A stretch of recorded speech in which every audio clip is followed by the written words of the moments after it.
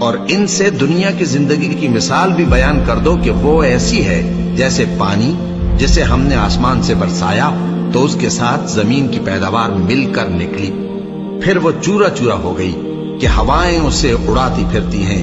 اور اللہ تو ہر چیز پر قدرت رکھتا ہے۔ مال اور بیٹے تو دنیا کی زندگی کی رونق و زینت ہیں، اور نیکیاں جو باقی رہنے والی ہیں وہ ثواب کے لحاظ سے تمہارے پروردگار کے ہاں بہت اچھی اور امید کے لحاظ سے بہت بہتر ہیں۔ اور جس دن ہم پہاڑوں کو چلائیں گے اور تم زمین کو صاف میدان دیکھو گے اور ان لوگوں کو ہم جمع کر لیں گے تو ان میں سے کسی کو بھی نہیں چھوڑیں گے،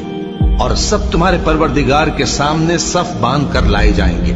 تو ہم ان سے کہیں گے کہ جس طرح ہم نے تم کو پہلی بار پیدا کیا تھا اسی طرح آج تم ہمارے سامنے آئے، لیکن تم نے تو یہ خیال کر رکھا تھا کہ ہم نے تمہارے لیے قیامت کا کوئی وقت مقرر ہی نہیں کیا، اور اعمال کی کتاب کھول کر رکھی جائے گی تو تم گناہگاروں کو دیکھو گے کہ جو کچھ اس میں لکھا ہوگا اس سے ڈر رہے ہوں گے،